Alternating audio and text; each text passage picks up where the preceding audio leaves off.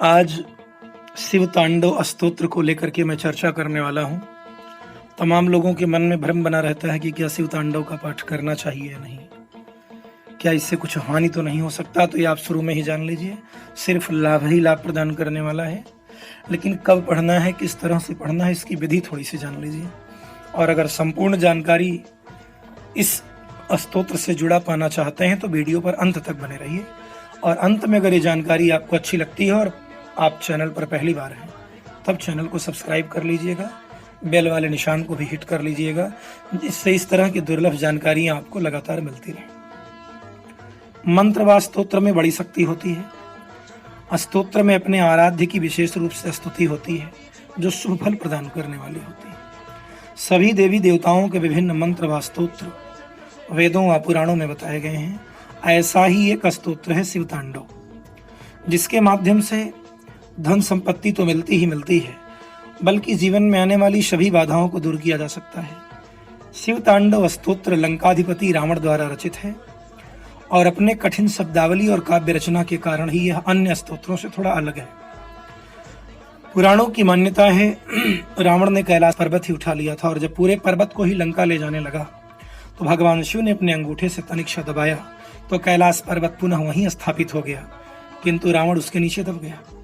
और वहां से मुक्त होने के लिए, भगवान शिव को प्रसन्न करने के लिए, पर्वत के नीचे दबे होकर भी उसने एक स्तोत्र की रचना की और भगवान शिव को सुनाया।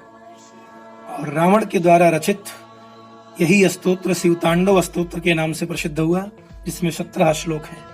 भगवान शिव की इस स्तुति से, इस तांडव पाठ से विभिन्न लाभ हैं। शिव तांडव स्तोत्र का पाठ करने से व्यक्ति को धन संपत्ति के साथ साथ उच्च कोटि के व्यक्तित्व की प्राप्ति होती है। जीवन में किसी भी सिद्धि की इच्छा हो तो इस स्तोत्र के जाप से बड़े आसानी से पाया जा सकता है। इस स्तोत्र के नियमित पाठ से वाणी की सिद्धि भी मिलती है। शनि काल है और शिव महाकाल है, अतः शनि से पीड़ित लोगों को इसके पाठ से लाभ मिलता है। काल सर्प से पीड़ित लोगों को इस स्तोत्र के पाठ से काफी हद तक लाभ मिलता है। एक चीज ध्यान रखिएगा, भगवान शिव तांडव 2 स्थितियों में करते हैं। एक तो जब क्रोधित होते हैं तब वे बिना डमरू के तांडव नृत्य करते हैं, और ऐसे में जब शिव क्रोधित होकर के बिना डमरू के तांडव नृत्य करते हैं तब वे अपना तीसरा नेत्र भी खोल देते हैं और सामने जो कुछ होता है भस्म हो जाता है। और एक वो डमरू बजा करके तांडव नृत्य करते हैं, लेकिन ये तब करते हैं जब वो आनंदित होते हैं। और जब वो डमरू बजा करके तांडव नृत्य कर रहे हों तो इसका मतलब प्रकृति में आनंद की बारिश हो रही है। शिव परम आनंद में है। नटराज भगवान शिव का ही रूप है, और जब भगवान आनंदित होकर के तांडव नृत्य करते हैं तो उस समय उनका वही स्वरूप नटराज के नाम से जाना जाता है। रही बात इसके पाठ करने की, तो इसका पाठ प्रातःकाल या प्रदोष काल में करना चाहिए। आप जब भी करिए प्रातःकाल में करिए। सबसे पहले स्नान आदि करने के पश्चात स्वच्छ वस्त्र धारण करने के बाद ही इसका पाठ करें। शिव जी का तस्वीर, चित्र या मूर्ति सामने रख लें, या भगवान शिव के मंदिर में इसका पाठ कर सकते हैं। पवित्र नदी के तट पर इसका पाठ कर सकते हैं। इसका पाठ उच्च स्वर में भी किया जा सकता है। और दुनिया में जितने प्रकार के शुभ, मंगल और कल्याण बने हैं, इस पाठ को करने से भगवान शिव वो सब प्रदान करते हैं। कोई भी इसका पाठ कर सकता है।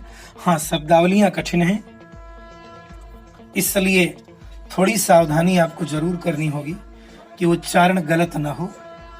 इसलिए पहले आप इसको अभ्यास में ले आए, धीरे धीरे पढ़ करके एक एक शब्द बारीक नजरों से देख करके इस तरह अभ्यास बनाएं कि जब आपकी जिह्वा बोलने में समर्थ हो जाए तब आप इसका उच्चारण करके इसका पाठ शुरू करें। बाकी आपने सुना ही होगा, आप गूगल पे जाके इसे लोड कर सकते हैं, देख सकते हैं।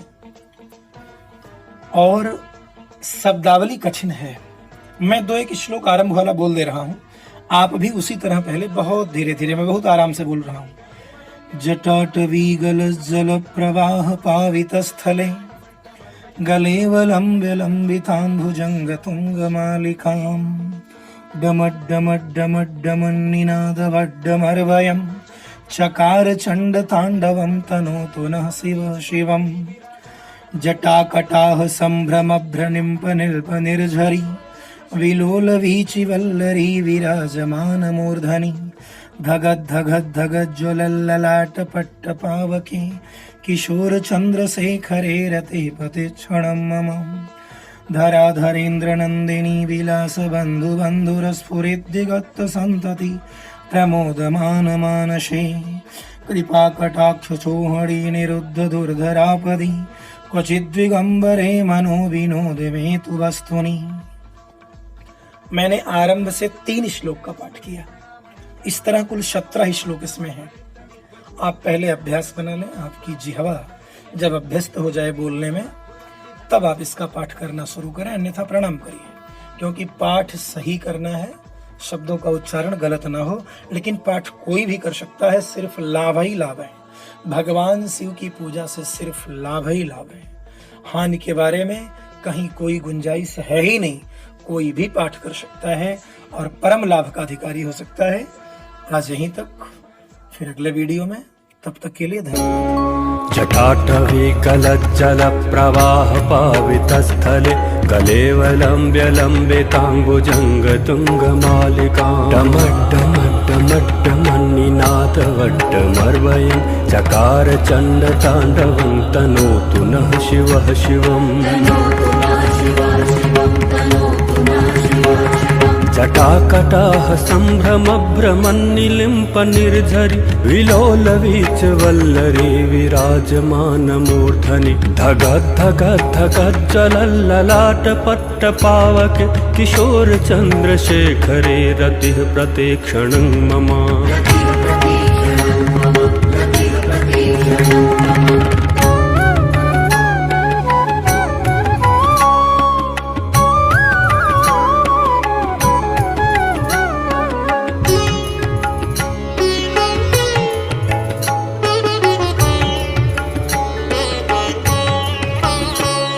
धराधरेन्द्रनन्दिनी विलासबन्धुबन्धुर सुरद्दिगन्तसन्तति प्रमोदमानमानसे कृपाकटाक्ष धोरिणी निरुद्धदुर्धरापदि क्वचित् दिगम्बरे मनो विनोदमे तु वस्तुनि।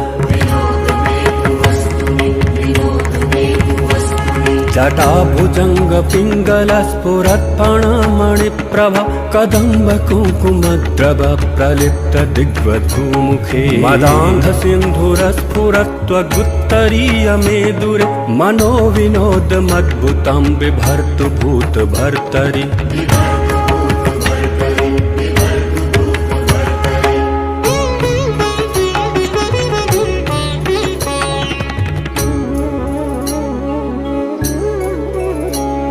सहस्रलोचन प्रवृत्त शेषलेख शेखर प्रसून धूलिधूरिणी विदूसराङ्घ्रिपीठ भुजङ्ग राजमालया निबद्ध जाट जूटक श्रियै चिराय जायतां चकोरबन्धुशेखरः।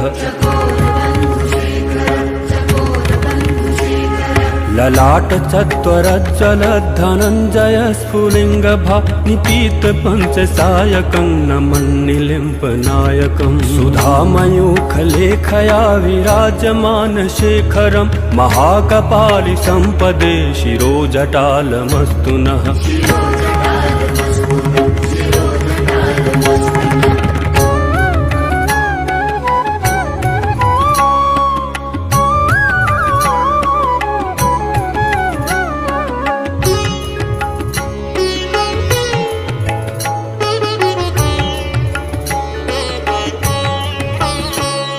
कराल भाल पट्टिका धगद्धगद्धगज्ज्वल धनञ्जयाहुतिकृत प्रचण्ड पञ्चसायके धराधरेन्द्र नन्दिनी कुचाग्र चित्रपत्रक प्रकल्पनेक शिल्पिनि त्रिलोचने रतिर्ममा।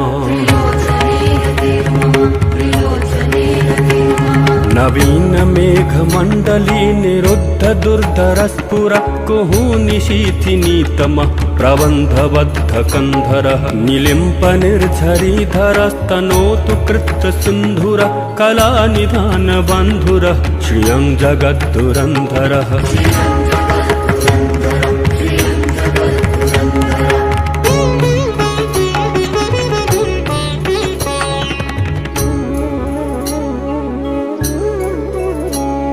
प्रफुल्ल नील पंकज प्रपंच कालिमप्रभा वलम्बिकण्ठ कन्दले रुचि प्रबद्ध कंधरं स्मरच्छिदं पुरच्छिदं भवच्छिदं मखच्छिदं गजच्छिदान्धकच्छिदं तमन्तकच्छिदं भजे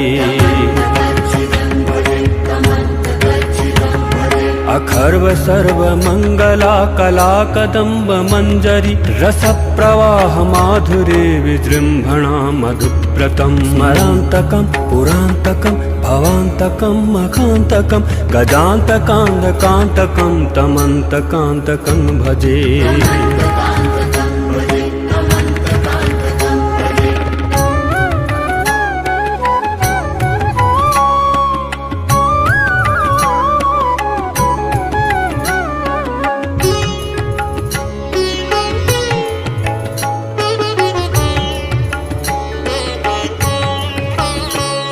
जयत्वत भ्रविभ्रम ब्रह्मत्भुजङ्गमश्वस द्विनिर्गमत्क्रमस्फुरत्कराल भाल हर्यवाधिमिद्धिमिद्धिमिध्वनन् मृदङ्गतुङ्गमङ्गल ध्वनिक्रम प्रवर्तित प्रचण्ड ताण्डवः शिवः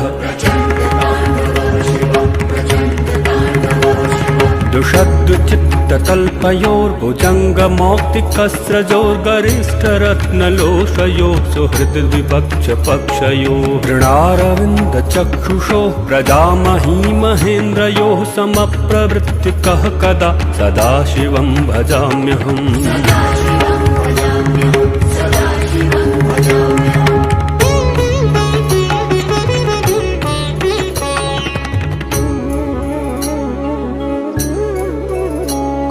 कदा निलिम्प निर्झरी निकुञ्ज कोटरे वसन् विमुक्त दुर्मतिः सदा शिरस्थमञ्जलिं वहन् विलोल लोल लोचनो ललाम भाल लग्नकः शिवेति मन्त्रमुच्चरन् कदा सुखी भवाम्यहम्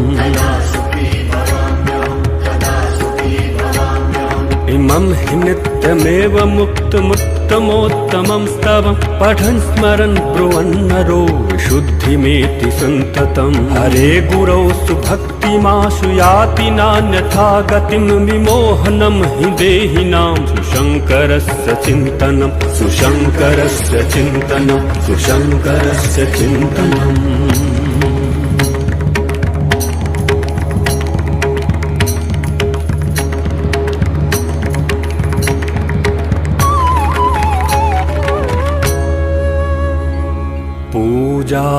पूजावसान समये दशवक्त्र गीतम् यः शम्भुपूजन परं पठति प्रदोषे तस्य स्थिरा रथ गजेन्द्र तुरंगयुक्ता लक्ष्मीं सदैव सुमुखीं प्रददाति शम्भुः प्रददाति शम्भुः प्रददाति शम्भुः ॐ नमः शिवाय।